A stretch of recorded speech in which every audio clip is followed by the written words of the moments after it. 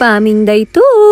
Ngayong araw nga, balik bukid na naman tayo. Pero bago tayo magtanim, kailangan muna nating linisin ang ating taniman. Ay grabe, napakadami nang ang damong tumubo dito, mare. Ay katno lang idinagras katarak tatta, nagaduman ng tinagtubo. Hindi, pero nga ang magtrabaho sa bukid. Pero kapag nakita mong unti-unting gumaganda ang taniman, sulit na sulit ang pagod. At pagkatapos nating mag-grass cutter, eto na ang pinaka-exciting na part. Agmula tayon, mare. O magtatanim na tayo. Wala pa nga akong kamatis dito sa ating munting bukid, kaya bumili ako ng kamatis na punla, mare. Alam nyo ba na ang kamatis ay isang prutas, hindi gulay? Kahit madalas natin itong ginagamit sa mga ulam at tinuturing na gulay sa pagluluto, botanically, prutas talaga ang kamatis. Daman naman yan, kinipamingan. Charot lang, mare, pero prutas talaga ang kamatis dahil nagmumula ito sa bulaklak ng halaman at may mga buto. O diba, may gulay na naprutas na dito sa bukid. Kaya habang maliit pa ang punla natin ngayon, aalagaan natin ito ng mabuti para balang araw, mapitas na natin ang sarili nating kamatis na bunga. Mula sa tanim hanggang ani gaya ng ibang tanim natin ngayon, napapakinabangan na natin, mare. Hanggang dito na muna ang ating taniman journey ngayong araw, mare. Mula sa paglilinis ng damuhan hanggang sa pagtatanim ng kamatis. Unti-unti nating binubuo ang ating munting pangarap dito sa munting kubo. Abangan natin ang araw na namumunga ang mga tanim natin. Salamat sa pagsama ngayon at magkikita ulit tayo sa susunod na kwentong bukid. Paalam! Hanggang sa muli! Salamat!